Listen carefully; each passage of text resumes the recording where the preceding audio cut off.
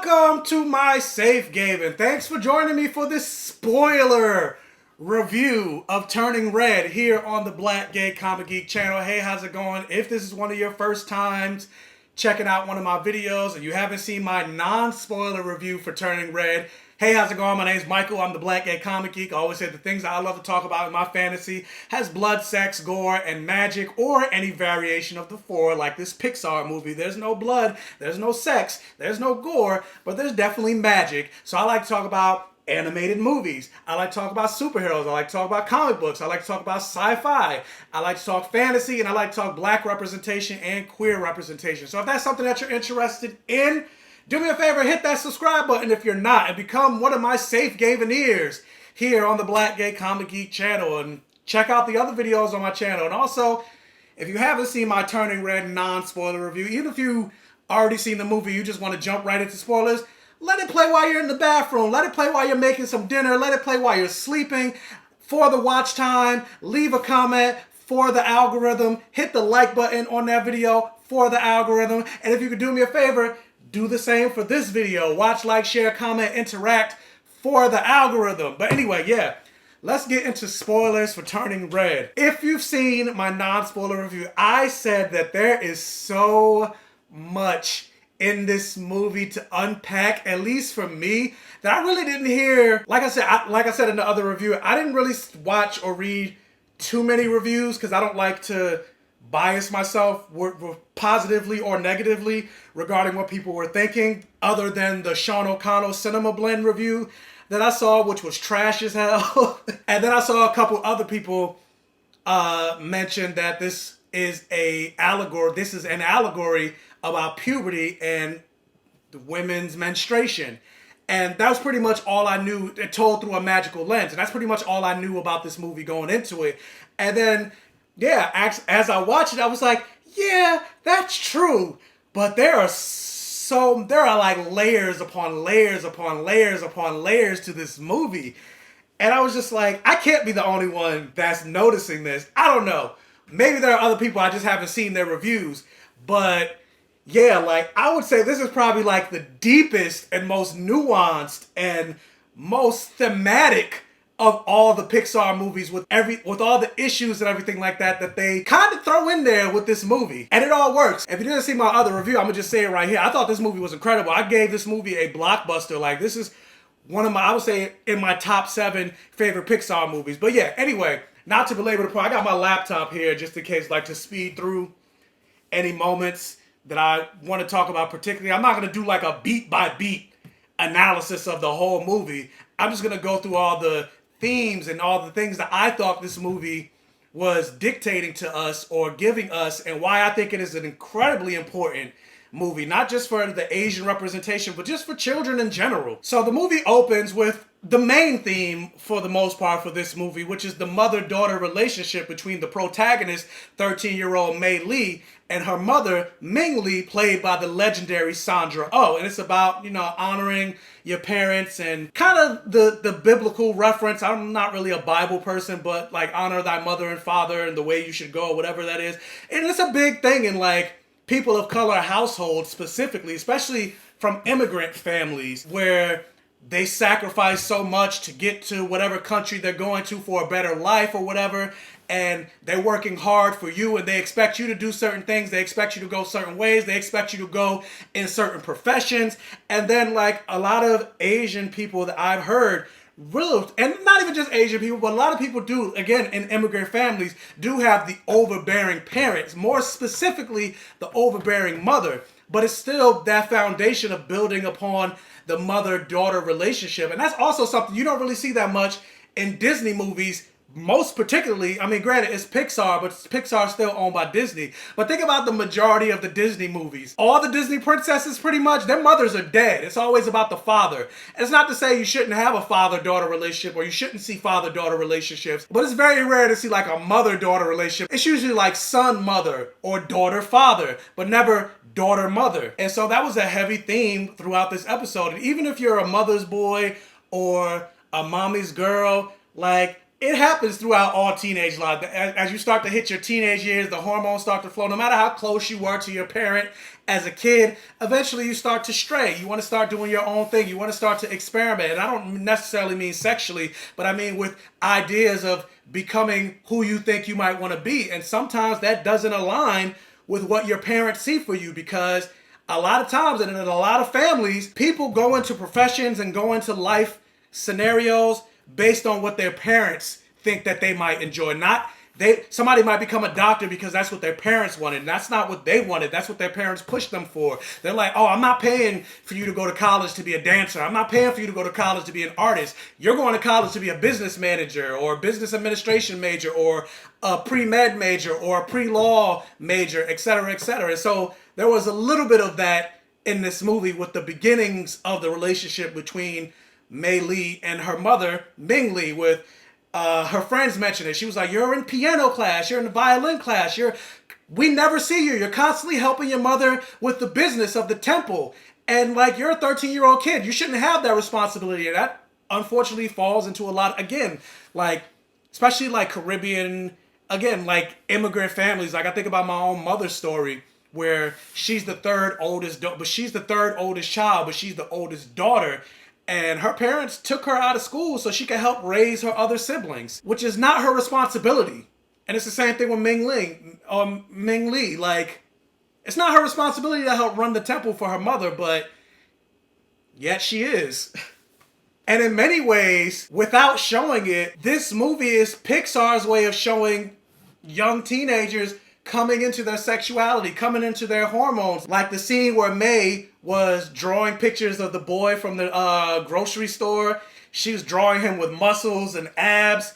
And then she was drawing more and more sexy pictures that they didn't show. And then she was feeling ashamed of it. And she went under the bed and started drawing more and drawing more. That's basically the allegory of coming into your sexuality. And then also going a little bit deeper, because I know there were queer women that worked on this show specifically. And actually, one of the women that has a wife, she talked about when she was a teenager, she didn't really understand the language of that she was a lesbian. And she would draw, there was a girl that she had a crush on that played baseball. And she would draw her name on the front of a clothing pin. And you can watch the documentary also on Disney Plus. It's called Embrace the Panda. It talks about the making of this movie. It's very interesting. I recommend you check it out. But she talked about drawing the name of the girl that she had a crush on a clothing pin. And then on the back of it, she drew her baseball jersey number. And that was all she did. And it was like made her so happy and it got her giddy. And this is kind of a reference to that. Like I think about my own coming into my sexuality and, you know, not really having the language for being gay, but still like just looking at regular shirtless photos of guys and still like not necessarily knowing that I like am aroused by them, but still like there was something going on that I didn't quite understand yet. And that's literally what was happening here. It's so funny to see it through like a Pixar lens. And then also kind of being ashamed of it, because what happened when her mother found out? Her mother, and I cannot believe she did. And I'm like, do people actually do this? I wouldn't be surprised if it was real. But her mother literally went to the boy's job and made a whole big embarrassing scene for Mei Li. And I just felt so bad. I felt so bad for her, but that was so funny. Like, I love this movie tremendously. And then, of course, going to the allegory of going through puberty, like this movie literally puts it out there. Like, Mei Li or her mother thinks she's going through puberty. They talk about pads. I think they mention the word period in this movie. Like, even though it's for kids, I would say it's more geared towards teenagers than it is young kids. But even still, like, young kids will eventually go through puberty. So they need to learn about it at some point. They shouldn't wait until they wake up and either have a wet dream as a boy or have some blood flow as a girl before they find, oh my God, is something wrong with me? Because nobody talked to me about sex when I was younger. I literally had to find out from like friends, and in my generation, that was like the age of the beginning ages of the internet with AOL dial-up. Boom, boom, bang, bang. And you had to get off the phone anytime your mother had to use the phone, or it would disconnect you anytime somebody would like call. And it was just like, so I had to find out on my own. The first time I like splooged, I literally thought I was broken because, again, nobody talked to me about sex. I didn't know. So even though it's mostly for teenagers, like I still feel like this is for all ages. And so it's surprising that they actually went there. But then with that, like they even went there kind of a little further. Like instead of her actual period, instead of red flow, she literally turns into a red panda, turning red, period, turning red, panda, turning red. Like it's all in there, but obviously, like I mentioned before, a lot of people mention that already in their reviews. It's literally a period allegory, but also going further with that, like talking and going back into the idea of sexuality, like it is about that, I think, mostly because even after she turned into a panda, then all of a sudden she started looking at the little montage sequence when she went to school. And this is an homage to like the anime when she went to school and she was walking with her friends, Miriam, Abby, and Priya, and she saw the boy and he flipped her hair and she started to get all googly-eyed and started to fall in love with him and started to get these feelings and emotions that she's never had before and never noticed before because she's never really noticed boys. It's all in that with regards to the hormones. And then speaking of that, and this is the thing that kind of hit me the most with regards to this movie, like when she discovered the fact that she had this magical power to transform herself into a panda, she hated it. She couldn't stand it. She thought it was a curse. Her family thought it was a curse. Her family thought it was more so an inconvenience. Her family thought it was something to be gotten rid of and not something to be proud of, something to relish, to embrace your power. And so she was willing to go through the ritual. She was willing to wait the entire month to get rid of this thing that she thought was a burden. And it wasn't until the love of her found family and her friendships that she started to be comfortable and embrace this part of her that she thought was a negative and realized that it was actually a positive. It was actually a blessing. It was what it was intended for. It was a gift. And this kind of parallels into my own story of when I came out the closet, or rather, I'm not going to go fully into it. I'm going to give like the Cliff Notes version. I didn't officially come out the closet. I was outed by a person I considered a best friend at the time in high school, freshman year of high school. Quick insert as I'm editing. I said freshman year of high school, but it was actually my freshman year of college. Not I don't know my own life. To make a long story short, she was mad at me for something that she thought I did, which I didn't do. And so as a ways of payback, she went and told our entire circle of friends that I was gay. She's trash, whatever. I didn't talk to her after that. I don't talk to her. I don't even know where she is anymore, but who cares? That's not the point of the story. But the point is, it was everybody's people that she told, it was everybody's lack of a reaction and acceptance of me that finally made me accept or start the journey to accept who I am and who I was. And really, to this day, to be comfortable enough to call myself Black Gay Comic Geek on the internet, in public. And who knows, had it not been for that incident, I don't know where I would be today. And not to say I thank her for that, but it ended up being a blessing disguised as a curse. Because I was just like May. I used to be able to say like, God, I wish there was a pill that I could take to get rid of this thing called being gay. I wish I could like wake up and realize it was a phase. Or maybe if I just been with the right girl, or if going back to turning red, if there was a ritual that I could perform to just get rid of this burden from me.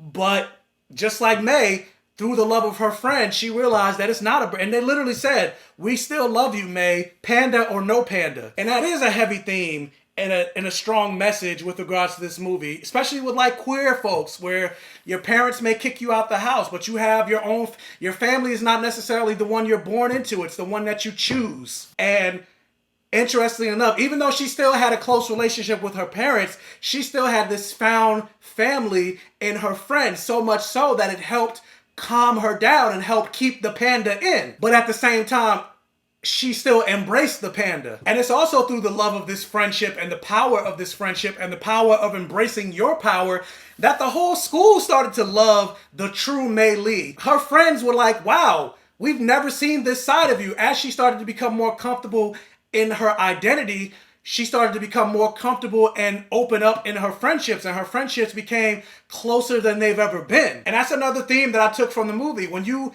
embrace and open up your true self, you find people that will truly embrace you back and truly love you back, as opposed to keeping yourself closed off and being what you think people might want you to be. That not only hurts you, but it hurts your relationships in the end too, because you start to see the clash between May and her mother because she was trying to be this perfect ideal daughter that she thought her mother wanted to be instead of embracing the beast within. And also, in many ways, and people might be like, wait, what?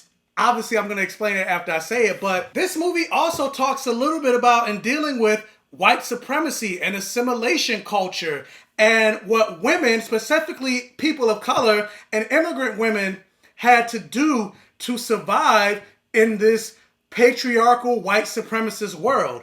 And what I mean by that is literally in the entire bloodline of her family, the women in the family have the ability to turn into this panda. It was given to them as a means of protection. It was given to them as a way to keep the family legacy going.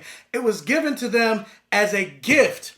But literally, as they said, as we moved away from China and basically came over to, not America, because this movie takes place in Canada, but as we moved over to, I guess it's still the Americas, it's North America, but as they moved over to this side of the continent, it became an inconvenience. Why? Because they have to assimilate into the dominant white culture. And so what did they have to do as women? They had to shrink themselves and shrink their power and diminish their power to be accepted. And if you guys have seen my Lovecraft Country reviews, if you watch Lovecraft Country, it's very reminiscent of the episode I Am. I think that's episode 7 with Hippolyta. And that was literally the whole premise of the episode. Like, she had to shrink herself as a black woman growing up in the 50s. Even though she was a genius, she was one of the smartest ones in the room.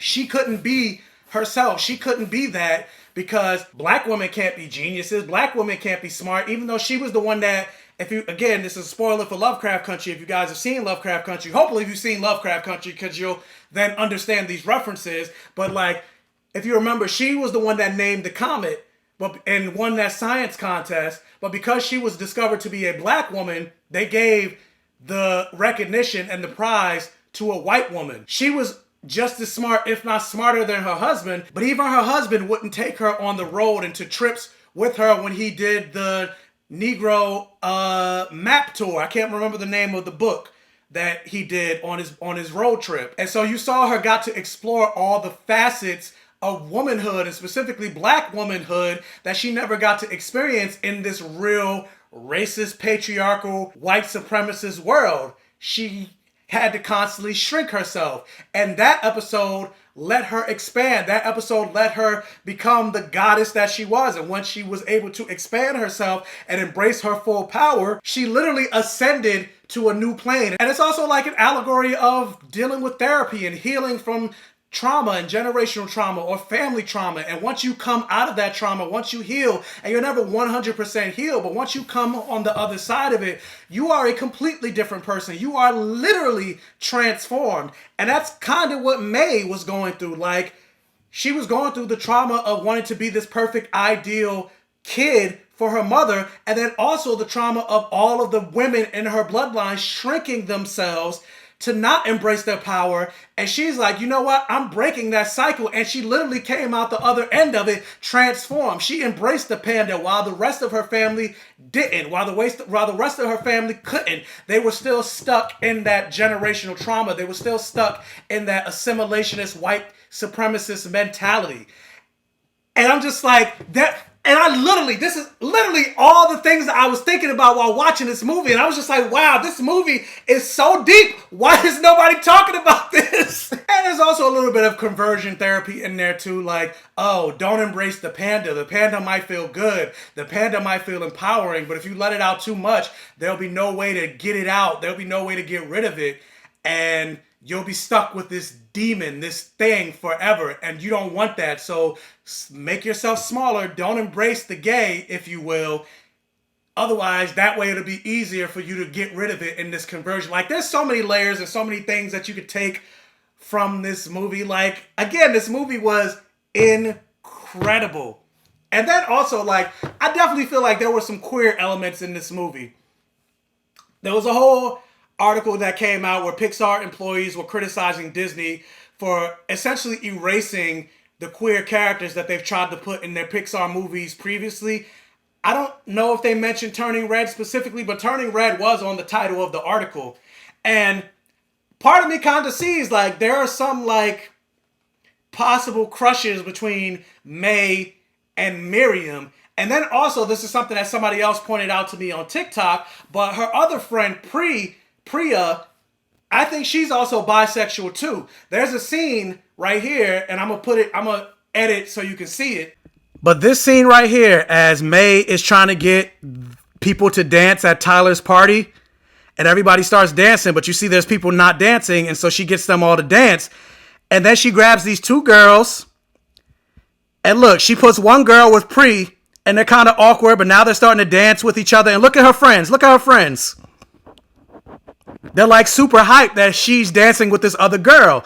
And I'm like, would friends be all that hype if they were just, just two casuals, just two friends dancing with each other like that? Shout out to my mutual Straw Hat Goofy, Julian, on TikTok for pointing that out.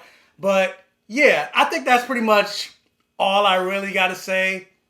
And that I pointed out regarding the movie. I don't think there's really anything else, but that boy band, that song was fire. I'm never not by your side. Oh my, oh my.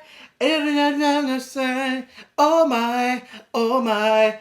Like, I love that, and I love this movie, and I'm gonna watch it again after I edit and upload this review. So yeah, the question is, what did you guys think about? Tell me again what you thought about Turning Red. I was about to say Sense8. I don't know why. I wish Sense8 was back on television. But anyway, let me know what you thought about Turning Red. Did you perhaps see any of these things that I pointed out? Or you're just like, where did your mind go? I didn't notice anything like that. You are crazy. Or you're like, oh, I didn't notice that, but I see your point. Or whatever. Let me know all of your thoughts in the comment section below. Like I said, watch, like, share, comment, interact on this video for the algorithm.